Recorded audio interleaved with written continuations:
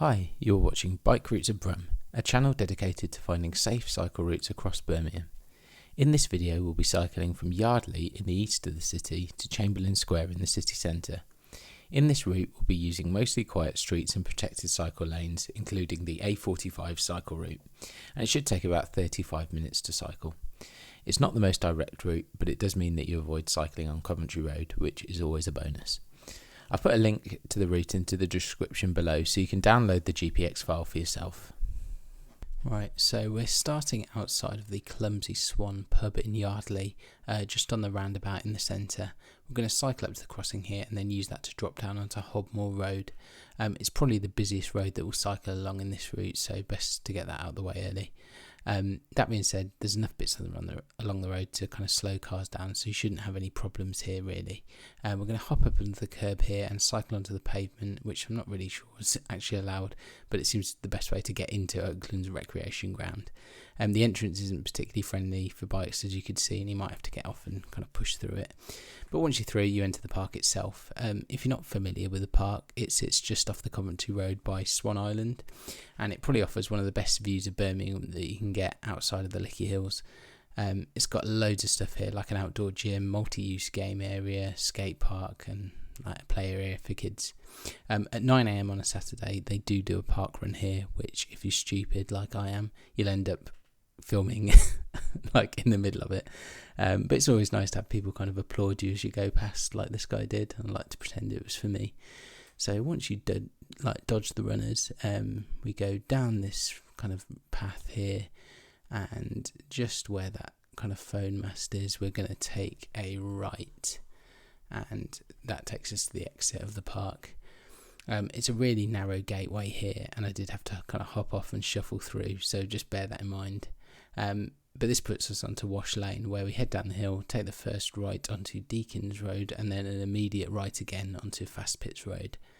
There's loads of people parked up on the pavements here, which indicates to me that the road is actually pretty narrow, so people aren't going to be driving too fast along here. The road surface isn't great, but if you follow the nice bits of tarmac, like I am doing along here, it wasn't too bad. And overall, yeah, it didn't feel particularly unsafe to cycle along. So now we come to the junction with Millhouse Road, which we cross over and we're onto Berkeley Road. You've got a nice fridge there on your right, but we go around the corner, past the back of St Bernadette's School, and follow the road down until you get to what is essentially like a little residence car park. As you can see here, we enter, and then there's a little cut through at the back which takes you round to the front of the houses. Now, I'm not actually sure if you're meant to do this, but it seemed like the most sensible way to get into the park, which we're just entering here. So, Haybarns Recreation Ground, and we cross over the River Cole. Now, if you're lucky like I was, you might get to see some rats bathing in the river, just if you look over the bridge. We take a left and we follow the path down. Now, there doesn't seem to be any lighting in this park, so I probably wouldn't recommend it in the dark unless you've got some really bright lights. The path follows along the river for a while, and this river will travel north all the way up to Coles Hill and then joins the Tame and then the River Trent. Like the River Ray, it's really not much to look at here, it's just a glorified stream. But this part kind of forms part of the Cole Valley route, which provides a nice cycling route along the river. So we turn right just there and head towards the exit of the park. You've got some nice trees here, but just watch out for like broken glass along this bit, which I saw. Dodge the cars and you're onto Somerville Road. We go straight over this mini roundabout and we'll continue along Somerville Road for quite a while now. It's a 20-mile-an-hour road, so in theory it should be fine to cycle along, but as we all know with cycling in Birmingham, that's really the case, so just be careful of people trying to speed past you. I didn't encounter any issues along here, but it was 9 AM on a Saturday morning, so take whatever I'm saying with a massive pinch of salt. As I haven't worked out how to animate a map on these videos to give you an idea of where we are, we're kind of running parallel with Coventry Road here. So we kind of continue on Somerville Road here, and we're into what I thought was actually a really nice kind of traffic calmed area. You've got nice bits of parking there, and then the road's kind of a bit wiggly, so people can't just absolutely hurtle down here. And I thought this was a really good way of kind of slowing cars down. I was actually really impressed that it was here.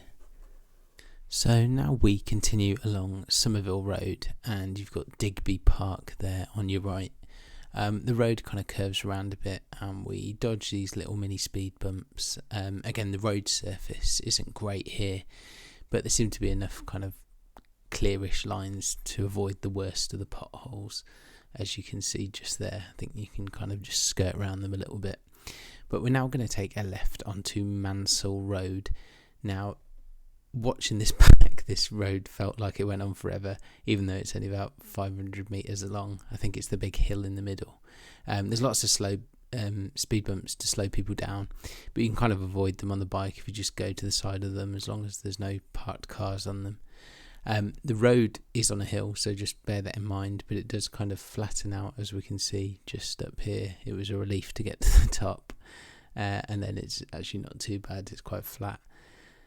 The speed bumps do mean that people aren't going to rocket down the road, so you should be okay. Just kind of be cautious, but with lots of people parked around, it's not too bad to go along.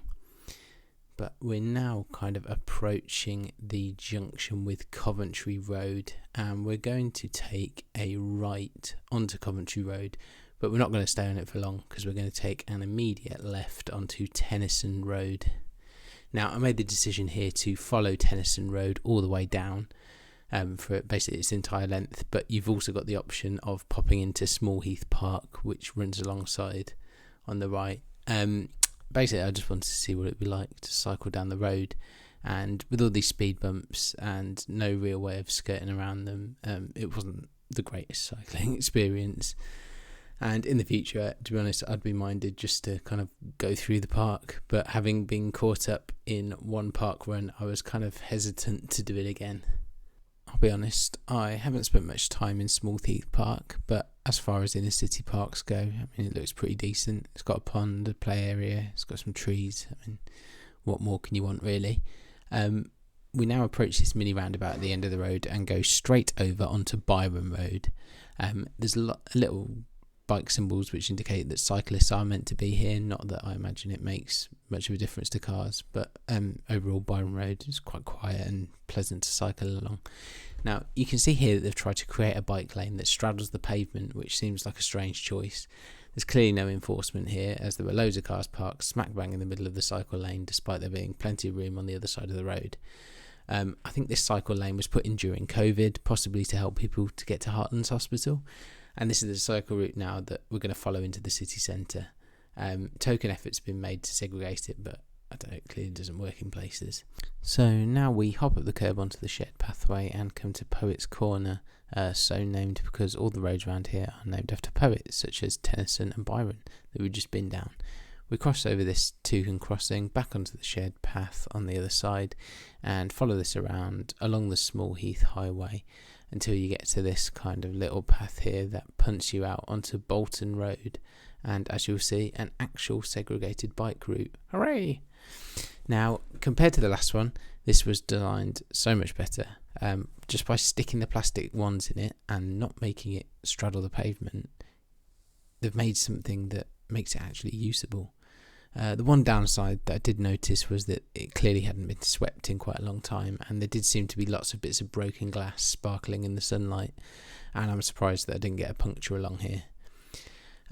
It's not as wide as some of the better routes like the A38, but this is the kind of thing that can be put up quite quickly and at relatively little cost, and I think it can help create a bike network that would encourage people to actually cycle. The ones do a pretty good job of creating a physical barrier that paint just can't do. Sticking something like this along the painted bits of Sherlock Street on the National Cycle Network Route 5, for instance, would just make it feel a hell of a lot safer. There's plenty of streets this wide across the city where this could realistically be done if the council were willing to be a bit brave and take some road space away from cars and redistributing it to more vulnerable road users. But now you can see that we're coming down here. Just beware of this crossing because it comes basically off the dual carriageway, and what you can see here now is that we pop up onto the curb here and under this bridge. Now, I'm pretty sure you're allowed to cycle on here because there's a bit further on that indicates that you can kind of go round here. I'd just go over that kind of desire path and follow it up. You've got the Ibis here on your right, And this is the bit that makes me think that you can cycle along here, because I've kind of created a bit of a bike lane to go over that junction. And we come up here to the traffic lights and we cross and cross again. I'm not sure again on whether you're actually allowed to cycle on this bit. It's not a toucan crossing, so I wasn't really sure. Now here, at the time of filming, there was a diversion. I would carry on normally, but here I had to cross the Bawdsey Middleway and then kind of wait for this crossing again and then take a left here. And this is a shared use pathway, and I think it is on the other side as well. So normally if the diversion isn't there, just keep going straight on, whereas I had to kind of cross the road and go straight down this bit. It's not great to cycle along, to be honest. It gets a little bit thin and it's just not nice cycling along the dual carriageway, to be honest. But once you get past these railings, this is where you would have crossed if you'd stayed on the other side. And you go up this little path here onto Bedford Road, and then up this kind of little cycle path here on Trinity Terrace. It's quite steep, so just bear that in mind. It's not the most comfortable to ride along, but at least there is some vague segregated bit here. And we take a right onto Old Camp Hill, onto this little segregated cycleway bit again, and over the Camp Hill Middleway crossing, and over onto this bit here, onto Bradford Street. So we briefly cycle along this pavement and then hop onto the segregated cycle lane that runs the length of Bradford Street. This was put in during COVID, but I'm under the impression that this has been made permanent, which is good, as it means they'll be smoothing out some of the massive bumps at bus stops that are currently here. Now, because they've made the baffling decision not to put a cycle path onto Digbeth High Street during the redevelopment, I think they're planning on making this the main commuting corridor to get into the city from this side of town. I don't know why you can't have both and put little links between them, but oh well. Going into town, this path is, to be honest, it's pretty good, but going the opposite way, it's a bit weird on some of the junctions, as it will often like force you to cross the road and then rejoin it. I'm hoping with the proper redesign that they can make this just easier for people to use. There's some nice looking pubs along this route and quite a lot of housing going up, so I can see it being popular in the future. And with the Smithfield redevelopment, I think it will have lots of good connections in the coming years. Now you've got the Anchor pub there. There's a great example of, you know, somewhere actually decent to go and drink along there, and the White Swan as well, which is just back there. But now it wanted me to hop up onto the pavement here and cycle along this bit. Apparently it's a mixed use pathway now. You've got the Smithfield site on your left where some of the Commonwealth Games stuff was held. And now we're kind of on Moat Lane, named after the moat that once surrounded the Birmingham manor that stood roughly to the left of where we are now. And that's kind of, this part of town really is where Birmingham first started, and then it's expanded since then. We now hop onto Upper Street, and you've got the Rag Market to your right, and we just hop up the crossing there, kind of in between the two bits here, and then go left onto Edgbaston Street. You've got the old Debenhams there to your right, and the indoor market in front of us, just so you can kind of get your bearings if for whatever reason you don't know this part of town. We drop down onto here. It's only really for taxis turning around, so it's fine to cycle along. We come up to this roundabout here, which is kind of the entrance to Chinatown, and we take a right through this little gap here and onto Dudley Street, where it's one way for cars, but we can go kind of up against it. Take a lift here at the bit of a dodgy adult store and straight onto Hinckley Street, and we basically follow this to the end, and you'll be familiar if you've watched any of my other videos on where we are now. We take a right onto Hill Street, where we basically just follow it all the way up to Chamberlain Square.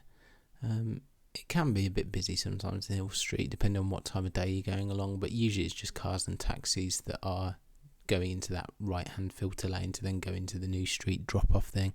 Sometimes you get, you know, random vans just stopping wherever they want, but it's normally it's fine to cycle along here. I've never really had any issues. Sometimes, depending on what time of the morning you're coming along, these lights are sometimes on, sometimes they're off.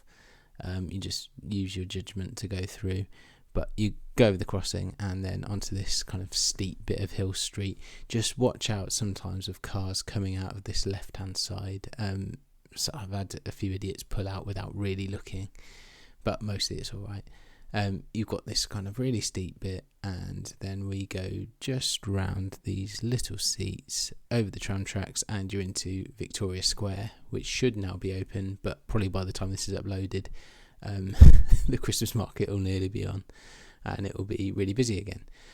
We carry on, and then we're up into Chamberlain Square, where we end. Thanks again for watching the video. I hope that you found it useful. If you've got any other ideas for alternate routes or want to mention anything that I've forgotten, please feel free to comment below. I try to upload these videos as much as I can, so don't forget to subscribe to the channel so you don't miss any routes. Thanks again for watching.